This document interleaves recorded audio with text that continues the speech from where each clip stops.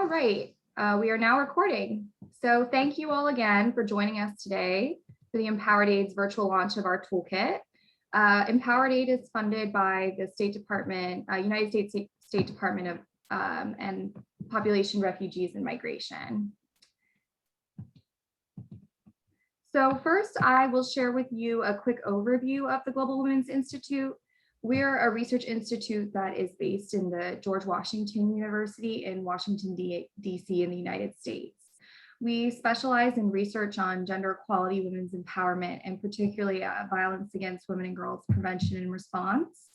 We seek to bridge research and action to create change, and we do this by developing a knowledge base that can inform and impact today's policy, programming, and practice so we can better address issues affecting women and girls worldwide. Empowered Aid is, the Empowered Aid project is based at the Global Women's Institute and is part of building research capacity within humanitarian organizations. Country-based project staff are embedded in our partner agencies.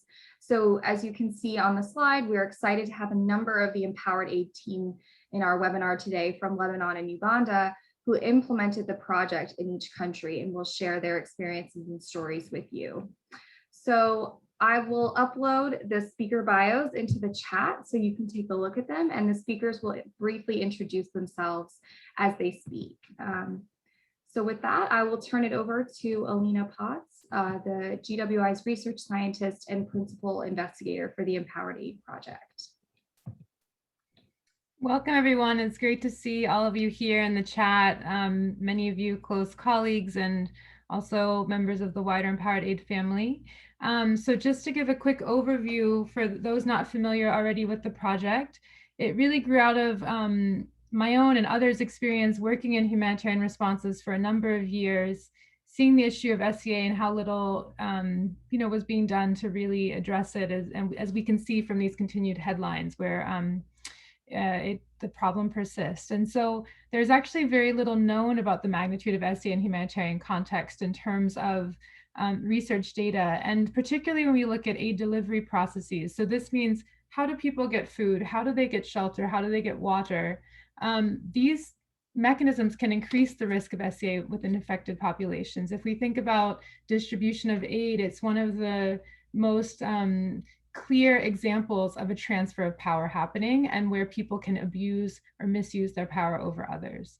So the goal of Empowered Aid was to look at the risk of aid, of SEA and aid distributions, and really work with those most affected. So of course, anyone can be affected by SEA, but those most affected are refugee women and girls. And this was confirmed by communities in our research, to actively reduce power disparities and give them a sustained voice in how aid is delivered. Next slide. So there are three phases. The first phase of Empowered Aid was participatory action research directly with refugee women and girls in Uganda and Lebanon, in which they observe in their communities the risk of SEA related to accessing different types of aid. And so we worked with a group of about 30 women and girls in both countries. In Uganda, they were coming from South Sudan, and in Lebanon from Syria. And they remained with us in the second phase of the research. They formed a refugee advisory group to oversee our work, because in the first phase, they told us, okay, these are the risks of SEA that we and our peers face when accessing different types of aid. And specifically, we looked at food, shelter, water and sanitation, cash assistance, and fuel and firewood. And in the second phase, we took the risks that they told us about, and we took the recommendations that they gave, the ways that they said, this is how you can make aid distribution safer. And we actually applied them. We expanded our partnerships. So from the first phase, partnering with IRC in Uganda and CARE in Lebanon, to the second phase, adding World Vision as a partner in Uganda and ORDA as a partner in Lebanon. Both World Vision and ORDA do a lot of distribution programming. And so we worked with them. They were very eager to apply those recommendations to say, how can we make our distribution safer? How can we actually put the words of women and girls into action? We did that, and then we measured the effect that it had through adapted monitoring and evaluation that could better capture SEA risk as well as perceptions of safety among aid recipients. And so this is what we're going to talk about today, this second phase. And another term for this is implementation science, but it's really just good programming. And then in the third phase, we are disseminating that information further. We wanted to do a bit more work in Bangladesh, but COVID didn't allow that to happen. But we are working on an online course. So we'll be very excited to launch that in a few months. Next slide. So a big part of our design and I think success is having technical advisory groups, both at the global level and also within each country. And I've seen already a few of our tag members here today, including Dora in Uganda and Tina is on our global tag. You can see here that these are the logos of the members at the global level. The next slide just shows for each national tag also the logos. And just to say, it's a combination of civil society organizations, women's rights organizations, UN and NGOs, government, and also national academics or researchers who are working on these and related issues and who are able to not only guide us, but really ensure that we're being informed by other initiatives also focused on PSEA, and that we're able to use our findings to share with others and inform others, and that we're able to use them for action at a multitude of levels. So we'll talk about that a bit more at the end of our presentation today. Next slide. So here I'll turn over to my colleague Lujane Fatal in Lebanon. Lujane is our research manager in Lebanon who has been with Empowered Aid since the start. Hi everyone, so nice to have you all with us today. So I'm going to provide a quick overview of our design processes in phase one. So in the first phase, the project was grounded in formative ethnographic work with refugee women and girls to safely take an active role in asking and answering questions about their own lives. So basically everything we did 3 times. For example, at the outset, we had participatory action workshops to discuss the focus of the study and decide on the questions we would later on ask. We first did this between staff members so that we all learned the methods and tools and are supported to lead the process later on with the women and girls.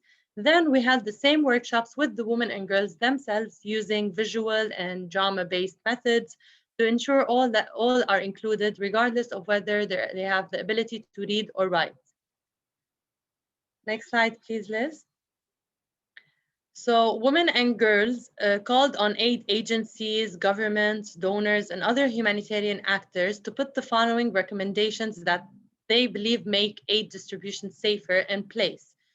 We have sex segregated lines at distribution points, increased female representation in aid processes, accompaniment systems, transportation support, increased security at distribution and collections, and increased sensitization of sexual exploitation and abuse and reporting mechanisms.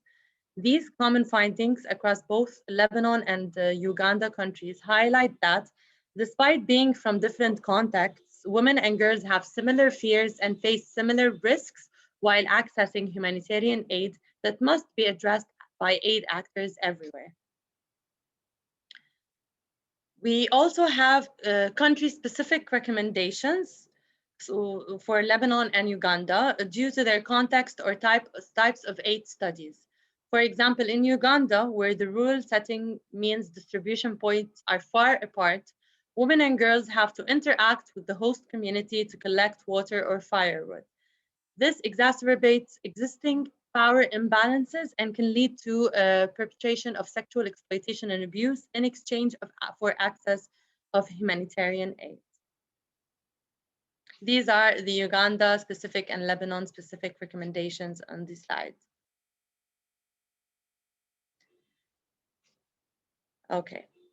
So the full set of findings for each country is shared in 2 main results reports for Uganda and Lebanon. In addition, we produced a package of policy briefs for each country that include an overall brief summarizing the results, 4 sector-specific briefs that tailor the findings and recommendations to each type of aid, and an update that discusses the project in the context of the COVID-19 pandemic. These briefs are designed for the use with policy and advocacy, and we would definitely encourage you to use them in your work. We also wanted to ensure all of our toolkits and facilitation guides could be sourced openly, particularly as we explored applying participatory action research methods in humanitarian settings throughout each stage of the research. These can also be accessed on the Global Women's Institute's website. We want to help other researchers and practitioners use these same methods and would love to hear how you might use them or adapt them as well. Elena, over to you. Thanks so much, Luigi. So I think to summarize, we can say in the first phase that listening to affected people is a crucial first step. And you can see here some photos on the left from a food distribution in Uganda and on the right from another distribution in Lebanon. And some of the words of some of our co-researchers who, because of connectivity and where they are, makes it difficult for them to join live today, but really excited to have their voices and their words guide much of the online course, which will be launched in a few months. So Lady Amina, one of our South Sudanese co-researchers in Uganda, talks about how actually the findings were exactly like what was happening in our communities. After the team asked us about the findings, we agreed from there, and they asked us about the recommendations. We came up with very many recommendations. And this is true. We had a lot of recommendations, and in each country, the teams of co-researchers prioritized, and you'll see in the phase 1 reports, the top 10 to 11 recommendations that they really want to focus the attention of humanitarian stakeholders on and taking action to address SEA. Lama Sabai, one of our Syrian co-researchers in Lebanon, said, "We went through the distribution cycle as refugees, so we know better than anyone the risk we face across distributions. Our role was to provide the solutions to the problems we were facing." And this elegantly summarizes the whole point of the project, pretty much. So if we go to the next slide, we can see that that was our crucial first step, listening to affected people. Trust is built when they see their words put into action. And that's really what phase 2 is about. You can see here a picture of some of the adolescent girls from Syria that are living in Lebanon as refugees that are part of their co-researchers and part of the Refugee Advisory Board formed for the second phase. So they actually reviewed the M&E tools when we took their findings and we used them to adapt the tools to ensure they were clear and understandable, and that others, when asked those questions, would understand what they're being asked and be able to give useful answers. As one of our Lebanon National Technical Advisory Group members said, just being asked these questions in some of these adapted tools that we'll share today made women and girls feel safer. You show them you care, you're trying to do something positive, protecting them. Refugees are missing the element of safety.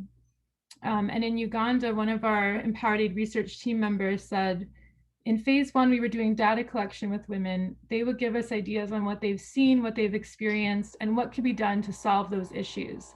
The fact is those recommendations came from them. By us implementing the recommendations, it will be like we have listened to them and done what they want that can help them to make sure that aid distribution is safe for them. And that's really been our goal. So from here, I'll hand over again. I'll go into one more explanation of phase 2 first.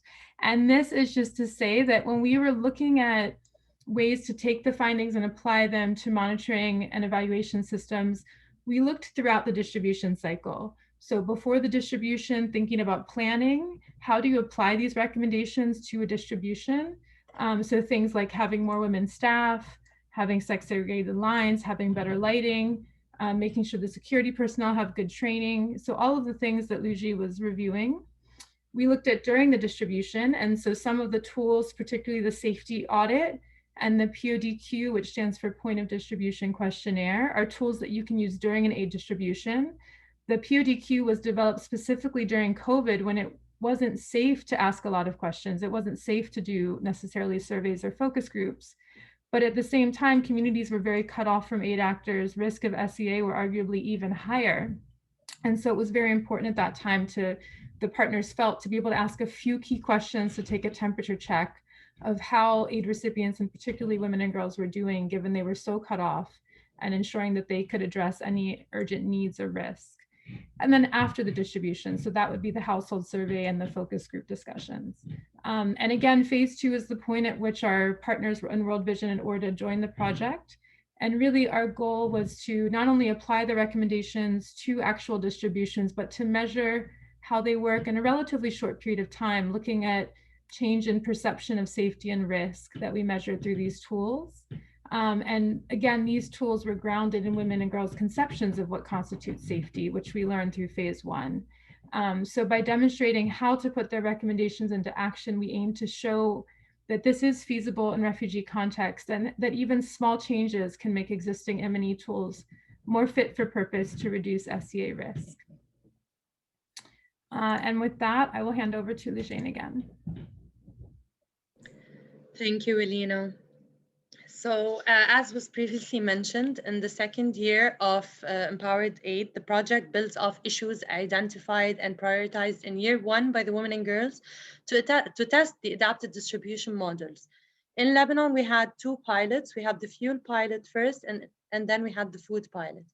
In the fuel pilot, we tested one of the recommendations, which was the door-to-door distribution modality with the presence of at least 1 female aid worker present. This was also in line with the COVID-19 pandemic that was taking place in Lebanon that initially began early 2020. We had the second pilot, which was the food pilot, where we tested both these 2 recommendations. We had 1 door-to-door distribution modality with the presence of a female aid worker, and we tested another modality, which was organizing small groups of aid recipients to come at pre-assigned times. We have one of our Syrian women recipients in Lebanon who reported during the food pilot in one of our points of distribution questionnaires that we as women felt comfortable because staying in our tent protect us from various difficulties, including holding heavy boxes or being exploited by taxi drivers. Next slide, please, Liz. So throughout the point of distribution questionnaire as well, we learned that women and girls had seen or heard of sexual exploitation and abuse in their communities surrounding the food distribution perpetrated by aid workers and others. They also shared continued risks related to transportation. As you can see in the chart to the right, which shows results from the post-distribution household survey, holding distribution at household level, increasing female aid workers and or volunteers, ensuring we have sex-segregated lines, and educating on incident reporting were important safety measures to the respondents in the household survey.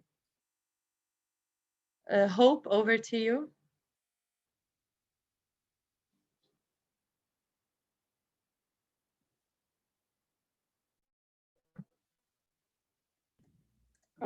Thank you so much, Regine. Good afternoon or good morning, everyone, wherever you are. My name is Hope Harriet. I'm the Empowered Aid Research Manager at International Rescue Committee in Uganda. So in Uganda, in phase 2 of our implementation, the Global Women's Institute, together with IRC, brought on board a distribution partner, and that is World Vision. We wanted to see how these recommendations pan out in reality. So we implemented 2 of the recommendations that came out from phase 1. One of the recommendations was having more women aid workers at the distribution sites, but also organizing the recipients in small groups to come at pre-assigned times. And we did this by conducting 4 pilots, 3 of which were conducted last year in 2020. Then the last one we just did April through May this year. I think Adina did mention already, we adapted existing distribution monitoring tools to better capture the risk of sexual exploitation and abuse while accessing aid. And on the next slide, I'm going to share with you some of the results from these pilot findings, the pilots that we did. Next slide, please.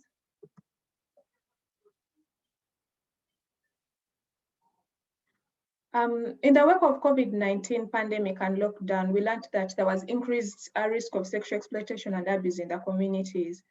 This was as women and girls were locked down, they had less access to services, to income, the schools were closed, but also they didn't have access to basic necessities.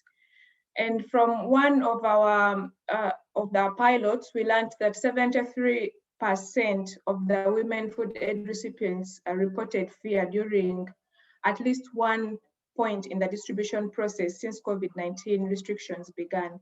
And when we talk about the distribution process, we're talking about information sharing. That is, how are the women and girls receiving information about aid distribution during registration and verification, when they're traveling to and from the distribution sites, when they're at the distribution point, but also when they're storing the food items that they've received. We also learned that fear and risk was reported to have increased primarily at distribution points, and this was followed by the time when the aid recipients are transporting aid to or from distribution points in both pilots. The perpetrators of sex exploitation and abuse that were highly associated with sex exploitation and abuse, were security guards and drivers. And in addition to that were NGO volunteers and NGO staff, to mention but a few. I'm going to share with you a quote from one of the women living in the refugee settlement that we talked to during our point of distribution questionnaire. And she said, the people who distribute the food, especially the security personnel, have been cited in community trying to deceive girls to have sex with them in exchange for more aid. So this we got during our point of distribution questionnaire in one of the food pilots. But also it's reassuring to learn that women overwhelmingly have knowledge of where they prefer to access services or to report their complaints. And these were the women centers, and these are the IRC women and girls centers. That's where women prefer to go and report their complaints. For more information on the reports that we have, I think we've mentioned that you can access these on our Empowered Aid webpage. And for the next presentation, I'm going to hand over to Amelia, who is going to take us through the toolkit. Thank you so much.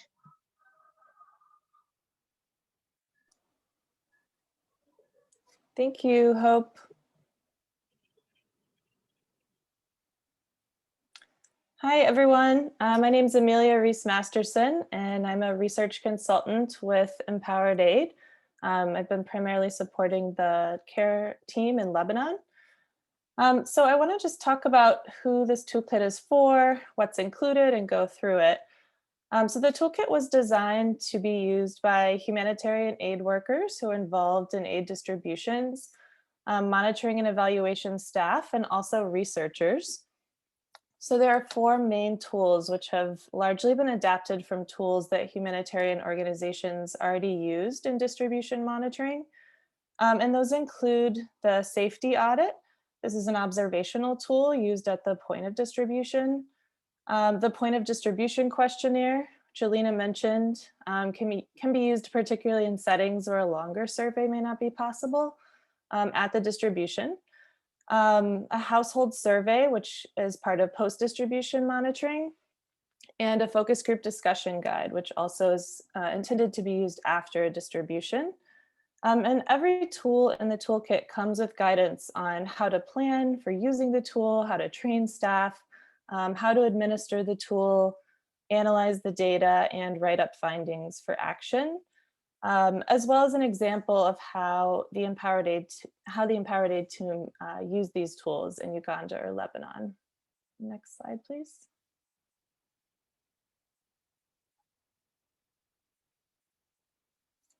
So the toolkit is meant to take into account these three crucial steps. So we have guidance and tools for planning as a first step, selecting the distribution team, site, implementing Empowered Aid recommendations to improve safety and risk at distributions, creating a timeline and other logistics. Second, we have training guides available from the first phase, which are annexes to the toolkit, and these include information on core concepts of gender, power, GBV, SEA, considerations for M&E or research on sensitive topics, more instruction on how to use the tools, how to refer participants for resources and support, and how also information for self-care for staff. And then finally, we have guidance on implementing the tools, and that goes all the way through data analysis and write-up, and really using the findings from those tools. So just keep in mind also that these tools and the adjoining materials are made to be utilized and further adapted for your specific distribution setting. Next slide. So I want to talk a bit about adaptation of these tools. So the first phase of Empowered Aid, as Alina mentioned, was participatory action research with women and girls, working with them to identify SEA risk and how to address it. So on the left is a quote from a girl in Uganda during phase 1. There's also something like, in those police guarding, they're standing by the window side, and they would tell them, if you fall in love with me, then I will let you inside. So this is an issue that comes up with security guards at distribution points. And in this example, you can see on the right, when we adapted the safety audit tool, we took this into consideration. So we're focused on contextual safeguarding. We want people to better be attuned to risky situations. So staff, M&E staff, workers, to have that training and better be attuned. And in this example, you can see how we incorporated findings from phase 1 into our tool design. The yellow highlights show some of the adaptations that were made to the safety audit tool in order to better capture SEA risk. So we have this question, did you observe anything indicating SEA may be occurring? And then prompts to describe that in further detail. Also, were staff or volunteers observed taking active measures to prevent or mitigate SEA? And you can see a list of some of those potential measures, one being female police presence, which was something suggested during phase 1 to potentially make distribution safer. And with that, I will turn it over, I believe, to Alina. Thank you. Thank you, Amelia. Hi, everyone. My name is Sara Shamas, and I'm the Empowered Aid Research Project Officer working with CARE International in Lebanon. So in Lebanon, when we implemented the door-to-door distribution recommendation, or the distribution at the household level, the findings revealed an increased feeling of safety among women and girls. And overall, the mean satisfaction score increased significantly from the non-adapted or baseline distribution to the adapted or door-to-door distribution. So a woman living in Lebanon as a refugee from our fuel voucher pilot said in the household survey, I came recently to Lebanon and I feel scared to leave the house alone. So I felt safe and comfortable when the team came to my house. So measuring the difference that was made by implementing the recommendation helped to improve women and girls' safety. Therefore, we hope by adapting this toolkit to your distributions, you can experience a similar level of improvement. Next slide, please. Another example of how the toolkit was implemented in Lebanon comes from Unicef Lebanon, where they mainstreamed the Empowered Aid tools and findings in a large-scale cash assistance program that was targeting families affected by the Beirut blast. Farah Hamoud, who is a GBV officer with Unicef Lebanon and is also a national tag member, I also believe she's with us on the call today, said, in the distribution site itself, we made sure that all mitigation measures suggested by Empowered Aid were implemented, from the sex segregated lines to the specific timing for women and displaying the complaints mechanism information in the site. So UNICEF Lebanon held PSEA trainings for all staff and volunteers that were involved in the cash assistance program. And the first time ever in a UNICEF program in Lebanon, they actually held PSEA trainings for the financial service providers, online money transfer or OMT. And with this, the voices of women and girls were heard, and SEA mitigation measures were implemented by displaying PSEA key messages and complaints hotline displayed on TV screens at all OMT shops in Lebanon where money could be withdrawn. Over to Brian.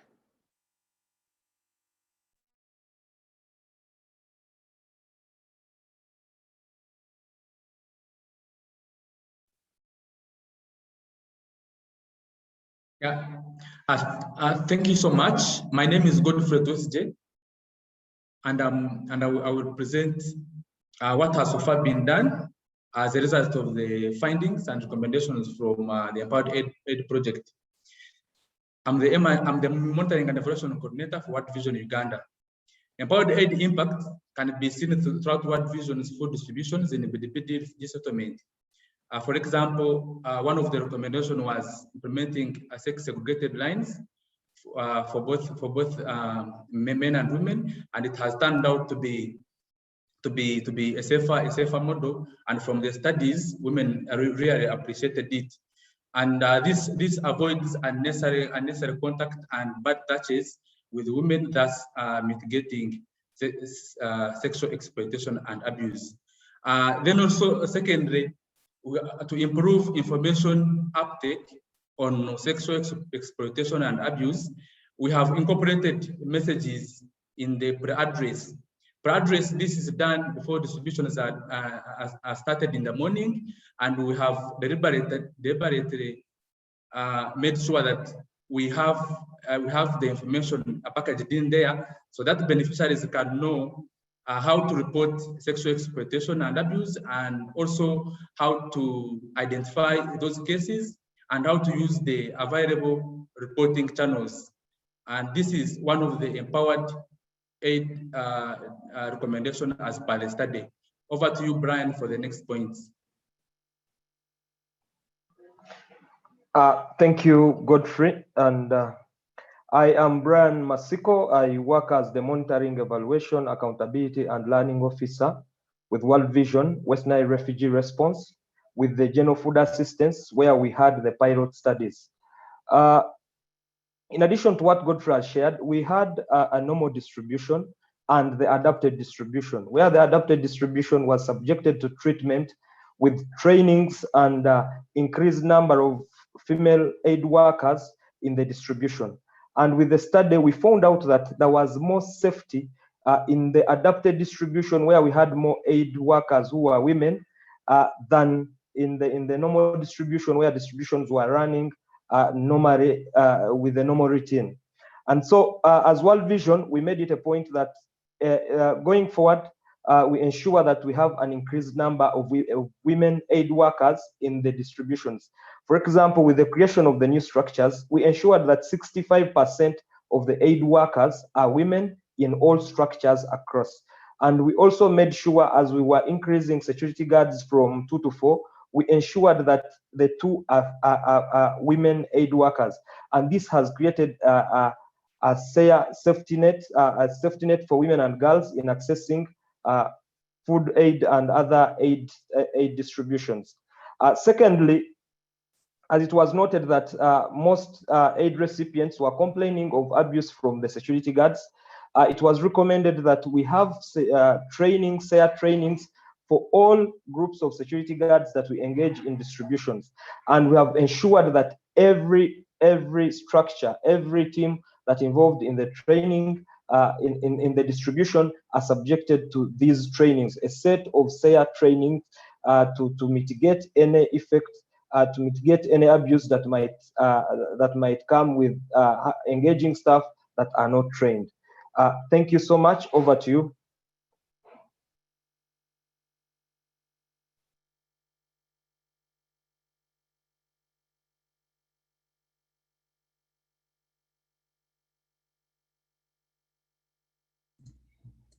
Okay, I think we can go to the next slide.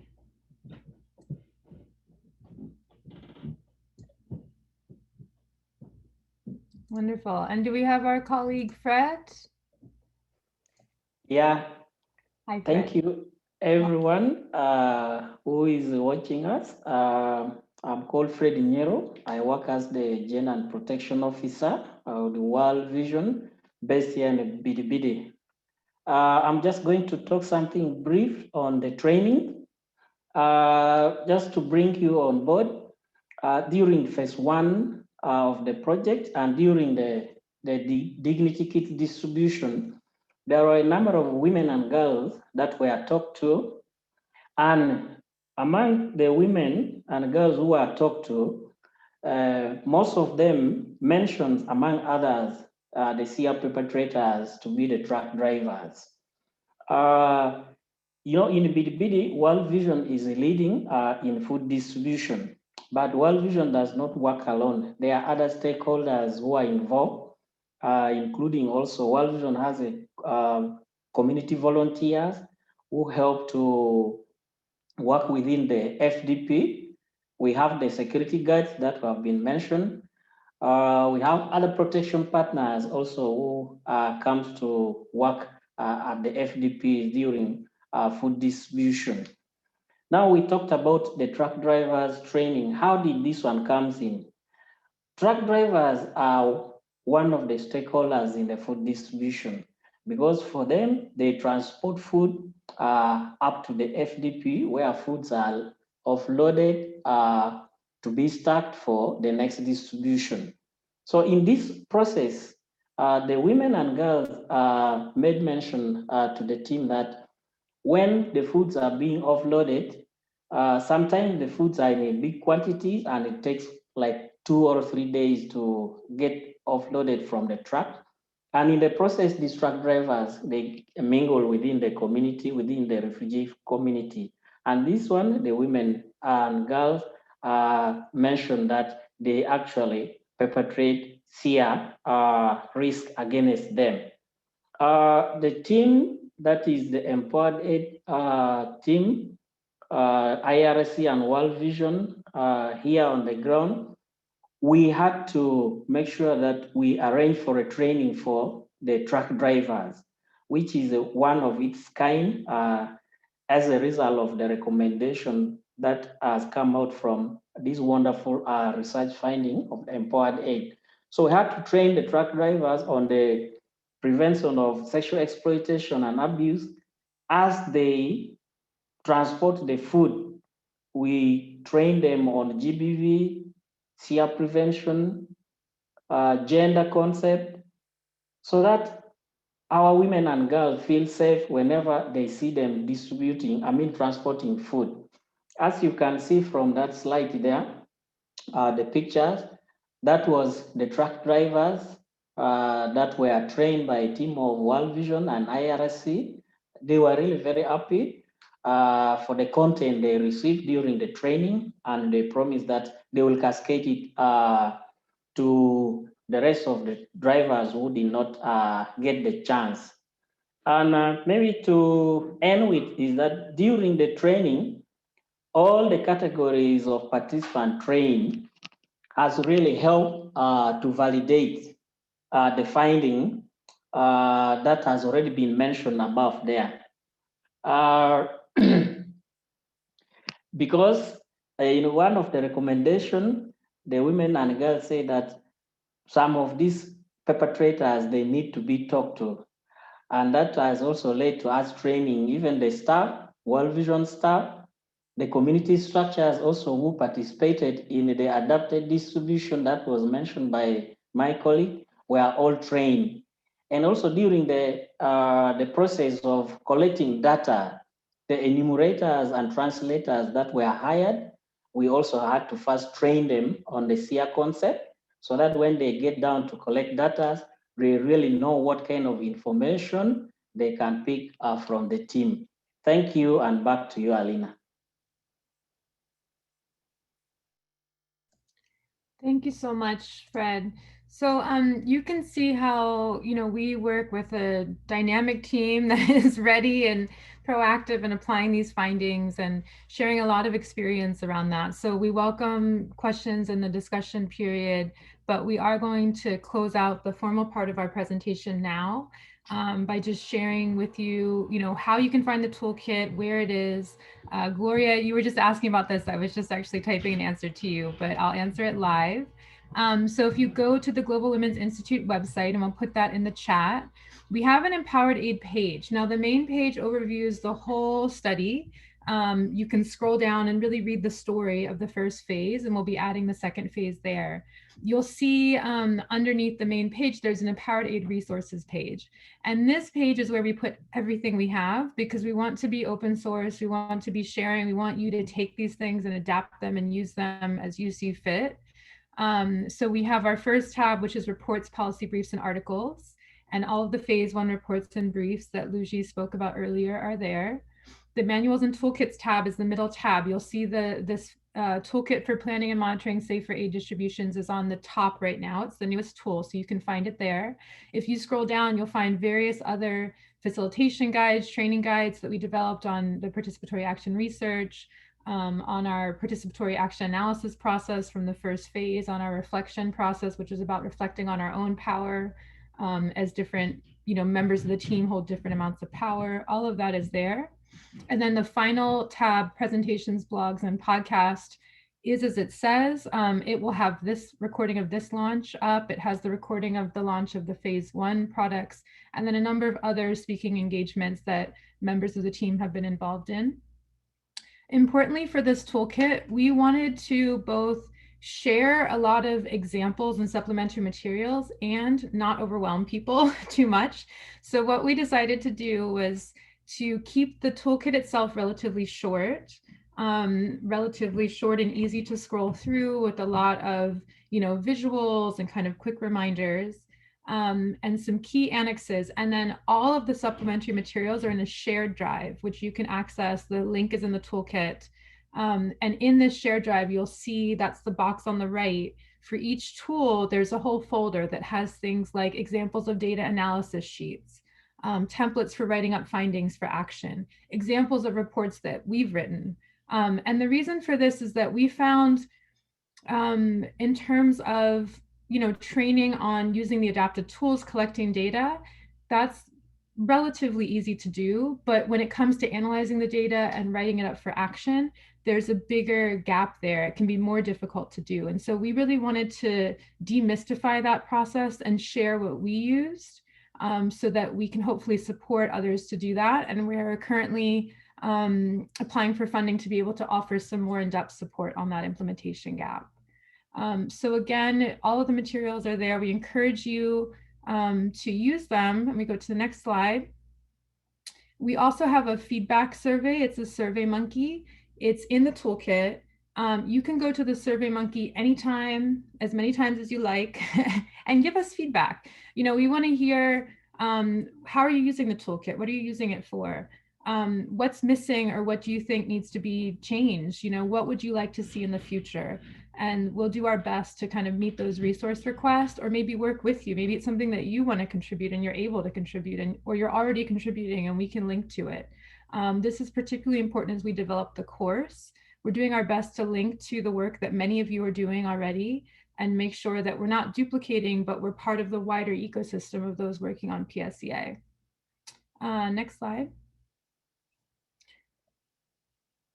So just to say thanks, there's many people to thank. First and foremost, our co-researchers, our technical advisory group members, our donor, the US State Department, BPRM, and really to all of those working to better prevent and respond to SEA. We commit to amplifying and supporting each other's work to achieve systemic change and actively center women and girls in how aid is delivered. And so I've put my email here for more information. We're also happy to, share emails of others in the team. We just try to avoid people getting spammed. So if anyone gets spammed, it'll be me. But we really want to thank everybody. And if we go to our final slide, we're ready to dive into more questions and discussion here. Liz will get us started with some of the first questions, and then we'll also share a link in the chat in case you have to drop off. We do have a short survey just for this webinar. We're all about feedback and hearing what's working well and what can be improved. So we appreciate if you take a few minutes to fill that out. So Liz, I'll hand back over to you. Thanks, Alina, and thanks everyone. It's great to be able to share, voices from everyone who's been participating in the project. So we have a couple of specific questions of those who are interested in the training for the truck drivers. So the specific PSEA training that was held, and if they wanted to ask, and they asked if the training guide is available, and if they wanted to, and if someone could share some more knowledge with them, or potentially collaborate a bit more. So if Fred, if you would like to answer, I can also share some inputs as well. Yeah, thank you. The training guide is there that we have used, and as Lisa said, you can get it in the, it will be provided. There was a question, somebody asked that how do the truck drivers become a potential perpetrator of GBV? I made mention that during the process that the food is being offloaded, of course, you know, the truck drivers, they don't sit in one place. They get into the community. Sometimes they hire even accommodation within the settlement. So in that process, they begin to interact with the women and girls there. And at the end of it all, you find that they are luring these vulnerable women and girls into sexual favor. And then also part of the question, how do they interact with the women? That is still part of what I was answering. When food is being offloaded, they don't stay where food is being offloaded. They move into the community that is in the settlement. So in that process, the women have confirmed to us that they are actually a risk to them in that process. Thank you.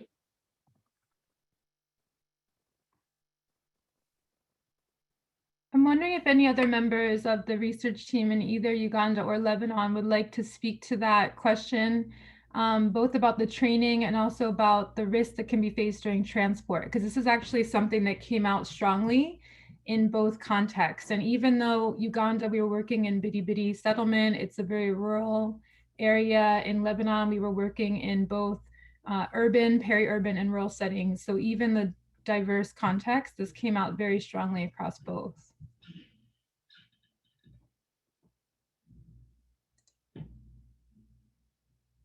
Yeah. Thank you so much. Go ahead, Godfrey. Yep. Thank you so much, Alina and Fred, plus everyone who has attended. Maybe to add more light on our truck drivers, to bring everyone up to speed. For Uganda, we host refugees, and our motto is settlement as opposed to camps. Maybe some of us are used to camps, but in Uganda, if you enter a refugee settlement, you find refugees are settled, as opposed to seeing them camps all in one place. So when we deliver food for distribution, before it is off-roaded, sometimes trucks take long to be off-roaded. It could be like 3 to 5 days. And then you find that truck drivers are meant to stay in that location until their lorries are off-roaded. So in that process, they end up slightly assimilating with the refugees, maybe for some support, maybe they're going to the same shops, and then they also sleep there. They always go with their small mats, and sometimes they even hire some small rooms in the settlement. I'm emphasizing the point of the settlement so that I give you a clear picture of what it is. And then in that process, of course, the women and girls are in contact with the truck drivers forum, and some of them end up taking advantage of them by luring them into sex, like Fred has said. And that one, in our approach, of course, we call it taking advantage of them, and it's sexual exploitation and abuse. So that is how it comes about. And the beauty is we are discovering it because it is a new point, and that's why their trainings, much as World Vision, we had trainings, several trainings for aid workers, but it had skipped our mind just because it's something you may not think of. But because of this research, it came out through the findings, and then we had to go quickly and train them. Thank you so much. Thank you. And Lucy Artala, would you like to just share a little bit about the transportation risk in the Lebanon context? Yes, definitely. So initially in our phase 1 findings, we noted, like it was noted that sexual exploitation and abuse It was frequently noted at distribution points and while moving to and from distribution, hence the transportation, and the perpetration by aid actors, as well as taxi drivers or truck drivers or NGO contracted repairmen or even construction workers. These were most frequently reported as perpetration by the women and girls from our phase 1 findings. We have other findings from phase 2, for example, across both fuel and food pilots, where taxi transportation in Lebanon specifically was frequently identified as associated with the sexual exploitation and abuse risk from both our household and point of distribution surveys. And we have that also women mentioned even the cost of transportation is a barrier to going to pick up aid, and noted fear around taking taxis in general, because Lebanon is more specific to having taxi as the main means of transportation. Thank you. I hope this clarifies the question. Thank you so much, Lucy. So I think that, it's really good to see all of the interest in the training and work with drivers. And I think what we can do is kind of make sure we're sharing our emails, and I see a group of you that are interested in working around that. And we want to, share that training with the world, with everyone. And also I'm sure others probably have training materials as well too. So maybe we could be in touch and think about how to offer some resources with the expertise of the staff in Uganda and Lebanon who've been doing this. So I see a couple questions about the sex segregated lines, and just to say, that's something that came up really strongly in the phase 1 findings. I shared a quote in one of the answered questions. This is from one of the participatory group discussions with women in Uganda. They said, when the women and girls go to get the food, they stand in line. While they are standing in line, sometimes there are some men who be slapping their buttocks or touching them, and some women get annoyed because there are some people who are not used to such behaviors. So they just get annoyed and sometimes walk away, or they just be crying. Like the young girls, they keep crying because their bodies are being touched. Like in the current registration for account opening, there was a girl who was just standing in the line, and some men or some boys came and pulled that girl out of the line.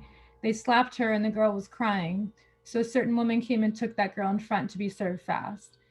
This is something we heard over and over again, the grabbing, the touching. Many women and girls said that they would leave the line to stop it from happening, and they would sit on the side and wait for the men to get the aid first.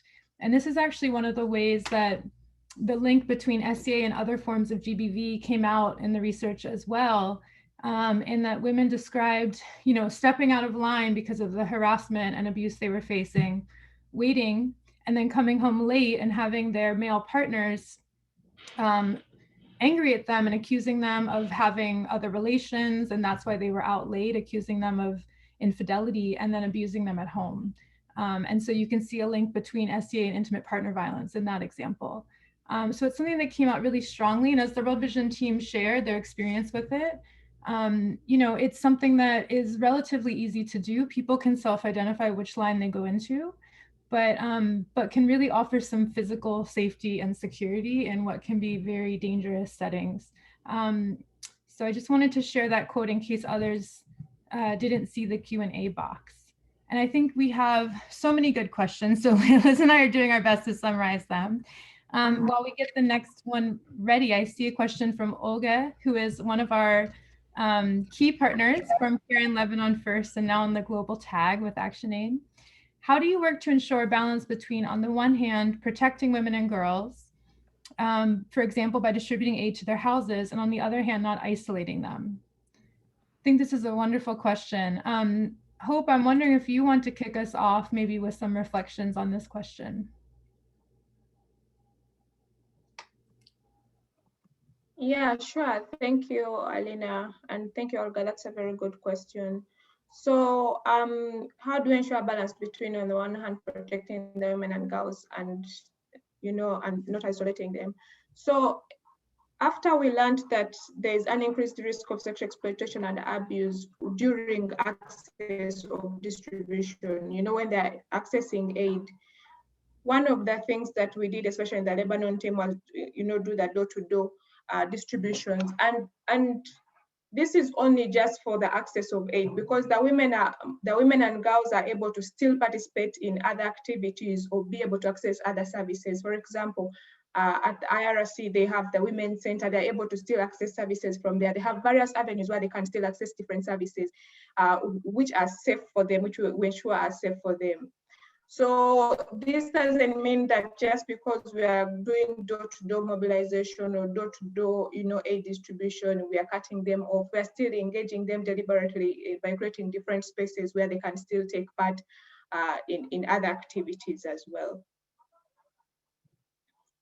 Maybe someone from the Lebanon team can add on that. Thank you, Hope. I would like to add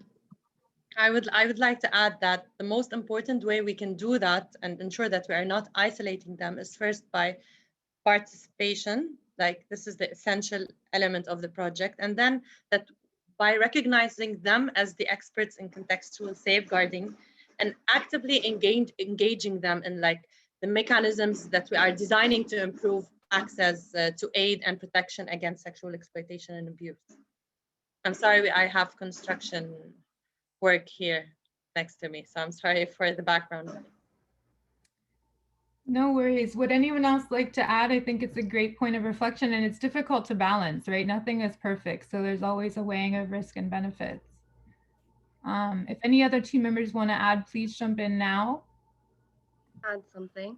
Mm-hmm. Following with what Luigi said about the essence of the project being participatory action research, I think it was very important that we included the women and girls as research experts with us and had them tell us what their recommendations and solutions are. Furthermore, when we interviewed the women and girls for their testimonials for our phase 3 online course modules, we had a lot of direct quotes from the women and girls themselves saying that they felt very empowered. They understood actually what SEA is. And I think it's very important to have a universal definition, which the women and girls themselves understand that it's not their fault and that aid should be given for free.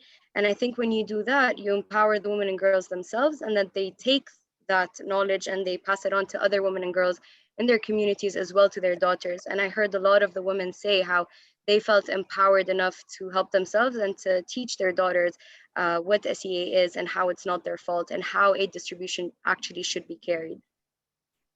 Thank you. Nina, can I add something that I forgot to mention? Sure. Yeah, so for this project, really, we are not just working with the women and girls. You'll notice in our dissemination, for example, that's why we are doing the trainings with the different community members, because we don't want this again to be the onus of protection to come back on the women and girls themselves. Again, that increases the burden of what they have to do. So by engaging the different stakeholders, we're engaging different community members, leadership structures, to make sure that also everyone plays their part. So it's not just the girls and women who have, to make, single lines, who have to be safe and stay home, not move late in the night. We're making sure that we engage community and everyone else to make sure that they play their part, so that the women do not feel like it's up to them to protect themselves all the time, to make sure that we minimize the risk of sexual exploitation from happening. Thank you, Hope, and thanks, Olga. We learn ourselves from these webinars and from all the discussions we have, and we get to reflect. So we really appreciate that. Liz, I think you were going to summarize a few more questions. Yeah, we had some questions around reporting perpetrators and sharing reporting mechanisms with women and girls, particularly for illiterate populations. Making sure that we raise that awareness. So I invite either Tala or Luigi to share about a little bit on the Lebanon experience regarding reporting perpetrators and reporting mechanisms, and then anyone from the Uganda team to also share.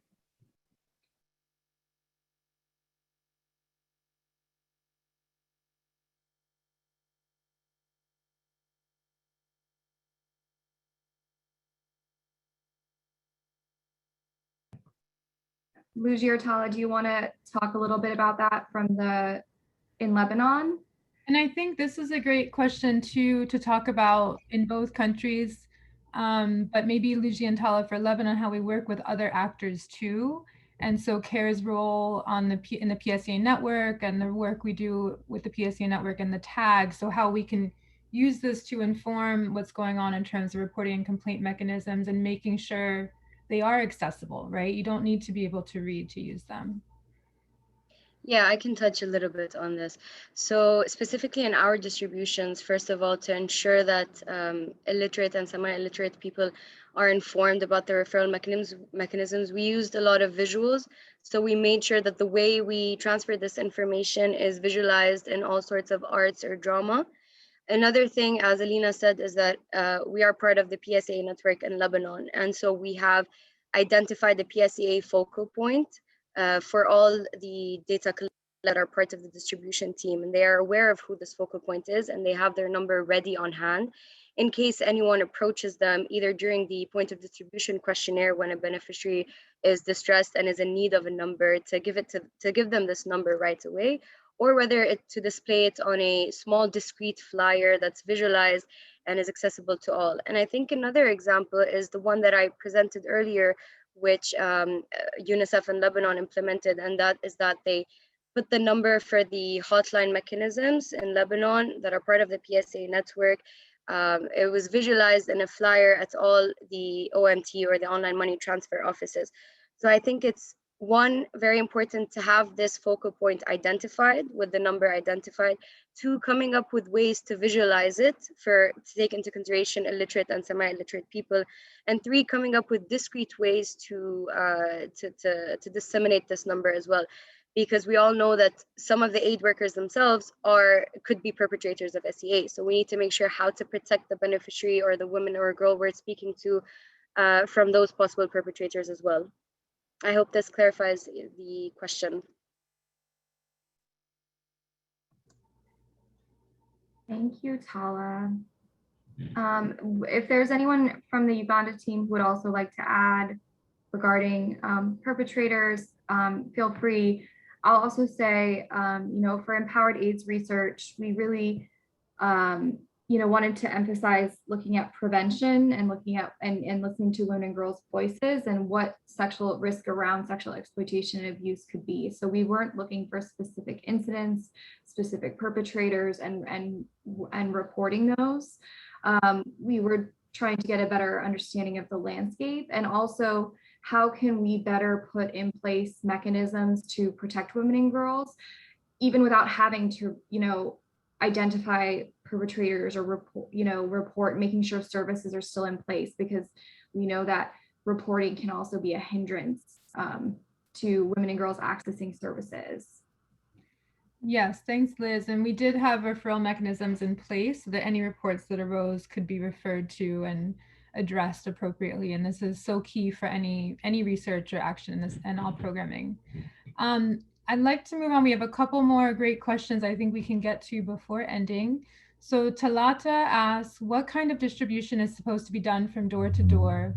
What is the challenge in carrying out door-to-door distribution and how to tackle it? So that's a great question, Talata.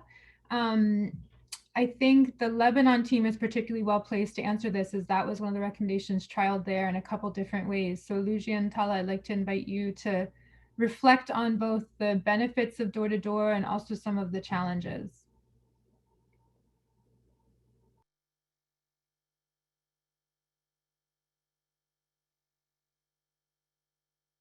Luigi mentioned she was struggling with her sound. Okay, yeah, no worries. Tala, yeah, Tala just able to answer. I know anyone familiar with Lebanon knows right now there's a lot of fuel and energy challenges. Okay, we still have Tala. Wonderful. Yeah, but it's breaking out a little bit. Can you hear me? Can you hear me? Yeah, I can hear you well. Mm-hmm. So you were asking about the challenges and the benefits of the door-to-door distribution, yeah? Yeah, and some things to keep in mind for others who may be trying that distribution modality. Mm-hmm. Okay, well, first of all, the door-to-door distribution turned out to be very effective because of COVID. So it was one of the recommendations that Women and Girls gave us to decrease SEA risks, but at the same time, it was adapted to, and it was a good fit for the COVID situation. So to decrease risks for COVID, door-to-door distribution was great for us. And to decrease risks of SEA, this was also really beneficial because as we saw, some of the direct quotes that we read out earlier stated how the women refugees that were living in Lebanon said that they felt much safer when the team came to their house. When you implement door-to-door distribution, you right away eliminate the risks of the taxi drivers being possible perpetrators, because this eliminates the need to travel to and from the distribution site and eliminates the risks of speaking or interacting with the transport actors. Some of the challenges with door-to-door distribution. Can someone from the Uganda team shed light more on that?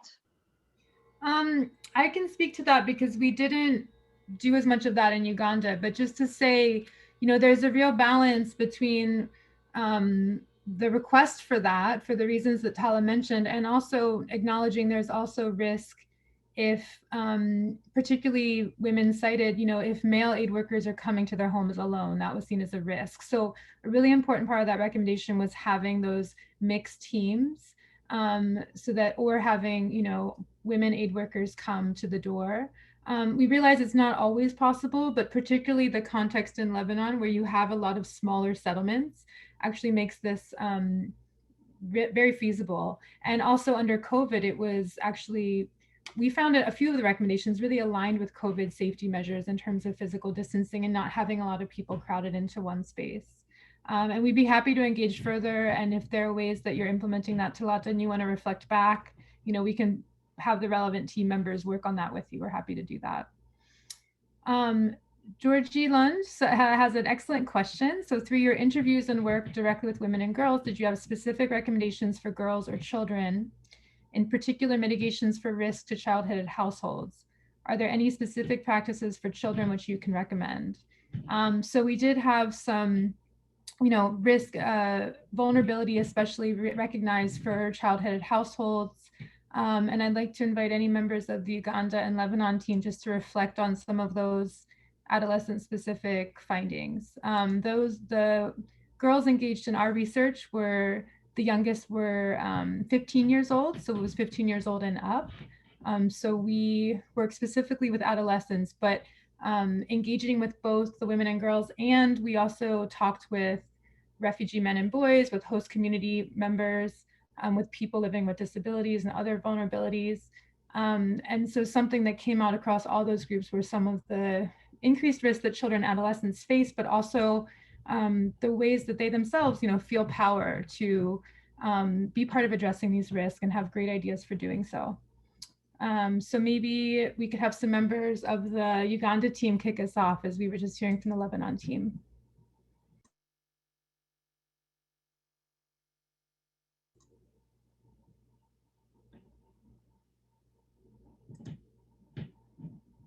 Hope, would you like to feed in on this question?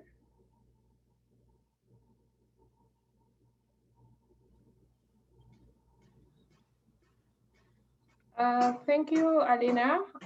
And thank you, George, for that good question. For specific practices for children, like Alina mentioned, we only worked with girls who are above 15 and above.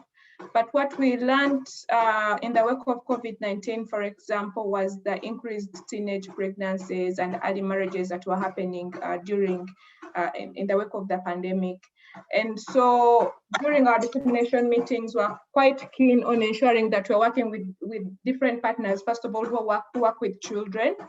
For example, like IRC does not work with children specifically, but we work with different, we're part of different networks that where we also have partners who work with children, child protection issues.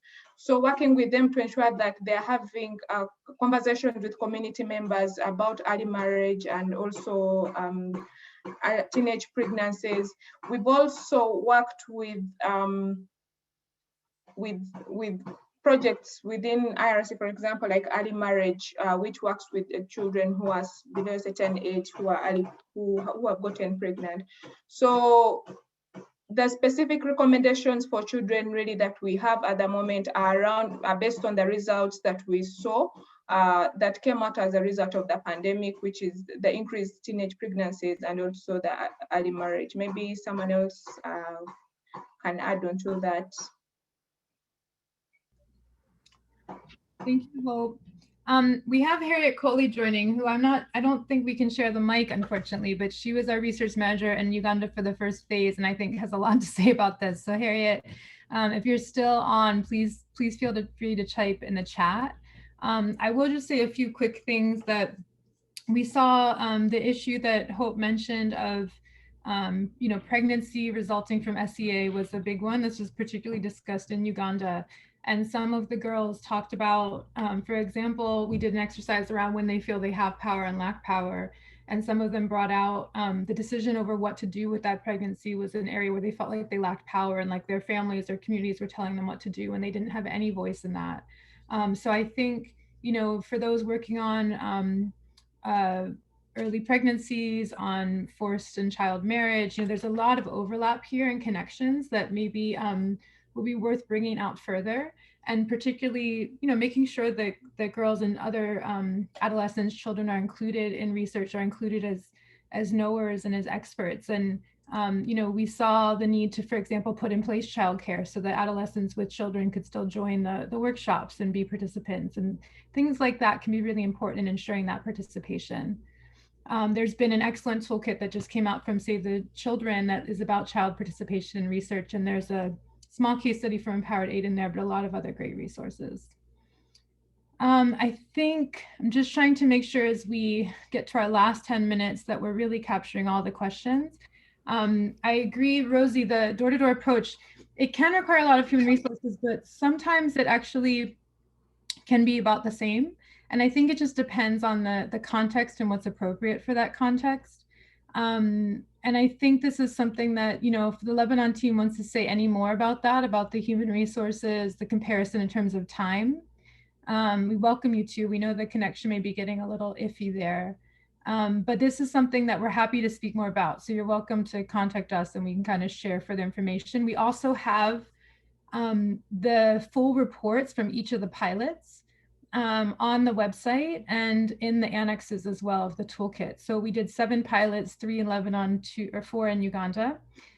And for each tool we did a report for that tool. So for example, if we did focus groups, that has a report with the results. Survey, that has a report with the results. And then we did a summary report that shows how we took the findings from all of those tools and triangulated them.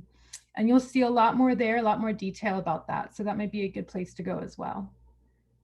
I think, let's see, do we have any other questions, Liz, that we should make sure? Yeah. Yes. Oh, Brian. Yeah, yes, Salina, I wanted to shed more light on the truck drivers. There is a lot of response that kept on coming through. As World Vision, we are not hiring truck drivers. We have, the donor has a partner organization that is doing transportation. And these are not accommodated in the refugee hosting areas. As we said, the setup of refugee hosting in Uganda is in settlements. So they are spread across the whole district in different areas. And these truck drivers have a place where they accommodate, but during distributions, they transport food commodities to different locations, to the different distribution points, which I think Godfrey stated that there is a time lag in the offloading that creates a window for them to engage with the community. Secondly, there was a question on reporting, how the illiterate and the literate girls can report SEA cases. From the surveys we have conducted, as stated by Hope, the most convenient study was the most convenient method was the women and girls centers, but also the toll-free line with its confidentiality. Those who are trained and empowered, we have received a few cases of being reported, like misconduct, harassment at the distributions, reported through the toll-free line. So those are some of the channels we can use to ensure that the perpetrators are reported. Thank you. Thank you so much. And I see Dora, so there's a few questions from Dora. Hope, you had marked one you'd like to answer live. Did you want to say more about sustained action and respect for rights, or do you feel like you've already answered that one? I think maybe I can just add a little bit something on this, Dora. Thank you so much for this question. I think in terms of sustainability, and one of the things that we've been doing is continuously, going back to our women and girls, to check in on them, to also learn from them, and also indirectly understand some of the benefits they've got from being part of Empowered Aid. And most of them really have appreciated the skills that they got from our participatory action research workshops, that they've gone on to become leaders in their own different spaces, and they feel like they are now empowered to do certain things in their activities. So as we phase out of the project, we are trying to see, it's been a continuous process. How do we make sure that, one, the ideas that we've been infusing in Empowered Aid are not just going to die out with Empowered Aid? So that is, we're working with different departments, for example, within IRC, to ensure that some of the recommendations still continue to live in there, but also the women and girls that we've been working with, for example, are part of the different groups and discussions and projects within the organization, so that they can continue to spread and continue to do their activism beyond the project. So I believe that is a way of sustaining and in continuing that the rights are respected, but also they talk to their fellow refugees in their different spaces. Thank you. Thanks so much, Hope.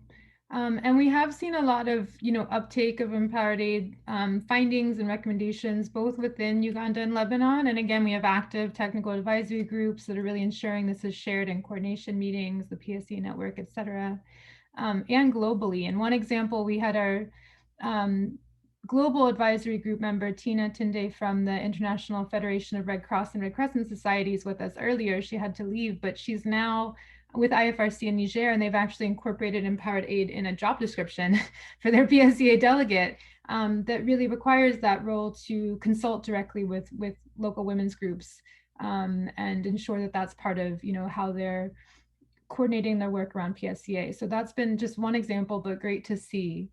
I think as we get into the last 5 minutes, we can just speak to one of the questions, which was around what other countries or other locations in Lebanon and Uganda we might work in. And another question was about the course. So just to share with you a few upcoming things and things to look out for. As I mentioned, one is the course. This really grew out of COVID and not being able to travel and share in the ways that we had initially planned. But it will be an open access online course that uses interactive case studies, videos with our co-researchers and other team members, with tag members sharing how they've used the work. And it's directed at both humanitarian aid workers and researchers interested in participatory action research in humanitarian settings, but also the key target audience being humanitarian actors who want to implement safer distributions. So that will be ready in a couple of months. We'll be sharing that through the same channels that we shared this, and also on the website. We're really excited to put that out into the world. And what we're hoping is that we can secure follow-on funding to both scale up Empowered Aid. So to look at other parts of Lebanon, Uganda, to work specifically, for example, with other populations, some of the groups that maybe live with certain vulnerabilities that have been mentioned in this webinar, but also in other countries. So we're looking at expanding into each region, with the planned expansion being into Kenya and Tanzania and East Africa, and Jordan and Turkey in the Middle East, and then also into Bangladesh in South Asia. So we'd be able to do a lot more learning and also supporting the groups engaged in Empowered Aid in each country to really share their expertise and with others, and to be supporting technical accompaniment processes. So to support particularly aid actors in this implementation gap of not only applying the findings and the monitoring tools, but analyzing the data and then using the data for action, because that's really where the rubber hits the road, as we say. So we're hoping to be able to do that. The other thing we'd like to do is add a live component to the course, so that we could have some of our team who you've seen here and other members, colleagues of Empowered Aid be really involved in supporting others through this process and taking them through the course and having, you know, supported discussion. So for example, today, all of the talk around how do we work with truck drivers? You know, what can we do? How can we really implement this? That could be, for example, an interesting session to do and have a community of practice that supports that. So those are some of our upcoming plans. We hope that they will come to fruition, and we'll be sharing updates through GWI's listserv, through our weekly email, and also on the website. And there's so many other great resources. So I see Lucy just shared in the chat the CHS PSCH handbook. There's a case study for Empowered Aid there.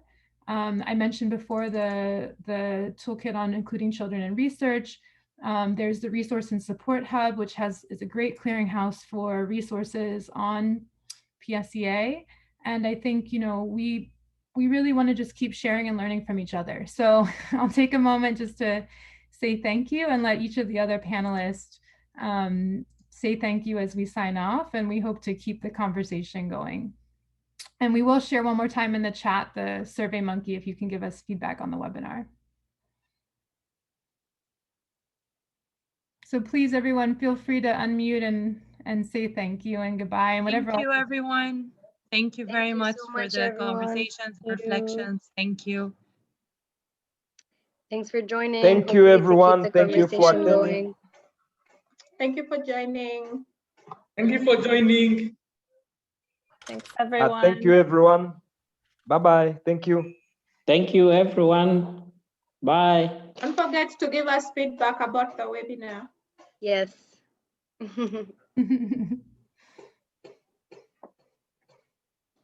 Have a good day, everyone.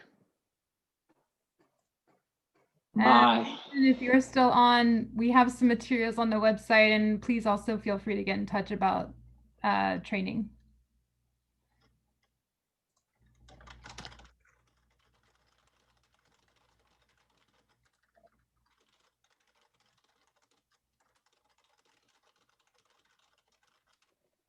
Liz. Yes.